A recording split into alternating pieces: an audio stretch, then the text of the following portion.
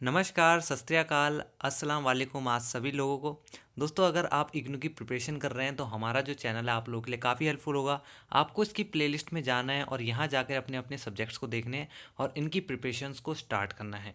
तो जितना हो सके इनकी प्रिपरेशन कीजिए, क्योंकि इग्नू के जो भी पेपर्स होते हैं दोस्तों काफ़ी टफ आते हैं, खास करके मैथ्स के तो बहुत ही ज़्यादा टफ आते हैं।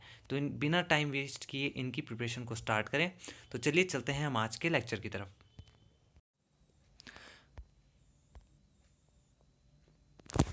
आज हम देखेंगे यूनिट नंबर 3 के इंपॉर्टेंट क्वेश्चंस, जिसका नाम है सब ग्रुप। पहला क्वेश्चन देखते हैं। देखिए, अभी तो मैं क्वेश्चंस ही आपको प्रोवाइड कर रहा हूँ। अगर मेरे लिए पॉसिबल रहा तो मैं इनके क्वेश्चंस भी आप लोगों के प्रोवाइड कर दूंगा। बट फिलहाल आप क्वेश्चंस देखो और क्वेश्चंस को देख देख के सॉल्व करने की कोशिश करो। होता है तो ठीक है, नहीं होता तो मैं इसके आंसर्स भी आपको प्रोवाइड कराने की कोशिश करूँगा। लेकिन अगर आप बुक का यूज़ करते हैं तो ईजिली ये क्वेश्चंस हो जाएंगे। बहुत अच्छे क्वेश्चन है, फ्रेमिंग काफ़ी अच्छी की गई है। पहला क्वेश्चन देखते हैं क्या कह रहा है।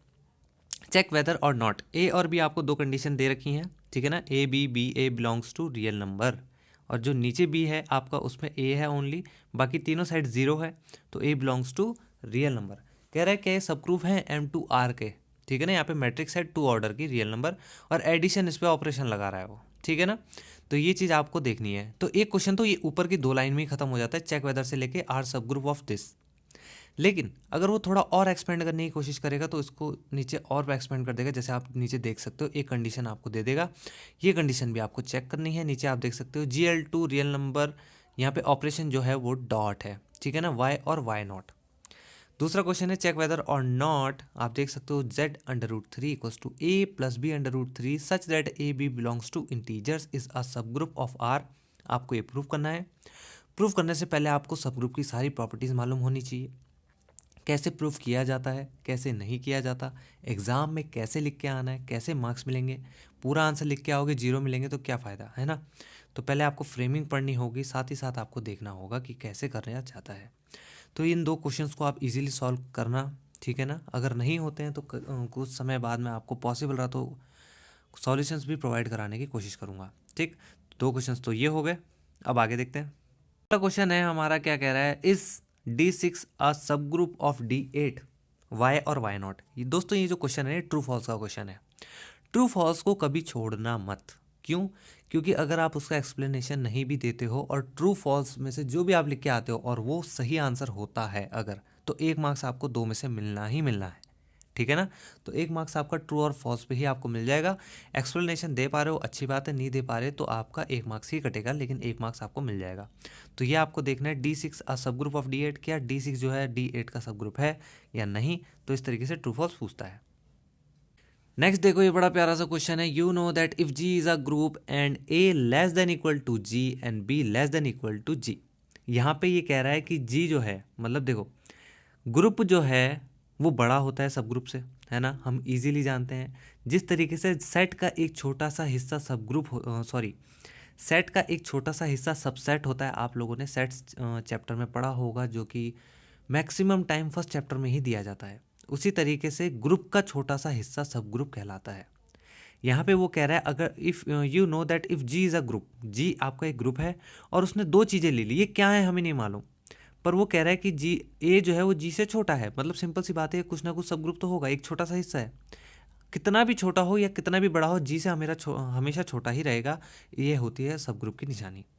तो 2 दे रखे हैं उसने, एक ए और एक B, and A intersection B is less than equal to G, बिल्कुल होगा, ठीक है ना।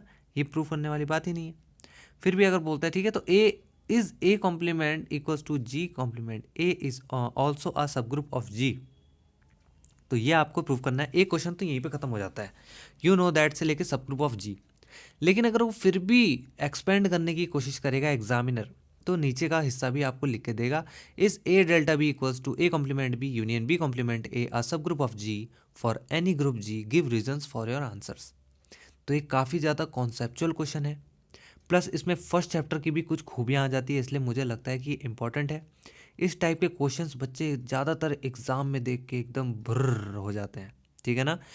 एग्ज़ाम में आता ही इस तरीके का क्वेश्चन है जो आपके मुंह पे होगा लेकिन आप लिख भी नहीं पाओगे, क्योंकि जो आपने सॉल्व किए थे आंसर वो इस टाइप के थे ही नहीं। अगर आप इस क्वेश्चन को ध्यान से देखें तो इसमें फर्स्ट चैप्टर भी इन्वॉल्व हो जाता है, तो इसीलिए ये एक इंपॉर्टेंट क्वेश्चन बन जाता है। नेक्स्ट देखते हैं।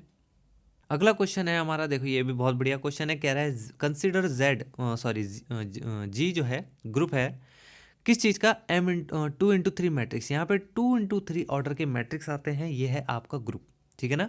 जितने भी 2 into 3 के मैट्रिक्स आ रहे हैं वो आपके इस ग्रुप में आ गए। एक ग्रुप हमने बना लिया है। The group of all 2 into 3 matrix over सी।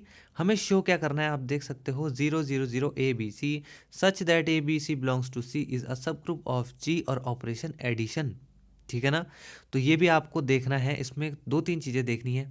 पहले सब ग्रुप की प्रॉपर्टीज़, जी प्लस कैसे प्रूव किया जाता है, क्या सब ग्रुप प्रूव करने से पहले हमें ग्रुप भी प्रूव करना होगा, 2 into 3 में किस टाइप के मैट्रिक्स आते हैं, ये सारी बातें आपको पता होनी चाहिए। कॉन्सेप्ट एकदम क्लियर होने चाहिए ताकि आप इन क्वेश्चंस को इजीली सॉल्व कर पाएँ और अच्छे से अच्छे स्कोर कर पाएँ। तो ये थे दोस्तों कुछ क्वेश्चंस जो मैंने आपके सामने फॉर्म किए हैं। अगर पॉसिबल रहा तो इनके सॉल्यूशंस भी जल्दी अपलोड कर लूँगा। तब तक आप इन क्वेश्चंस की प्रैक्टिस कीजिए। आज के लिए सिर्फ इतना ही, धन्यवाद।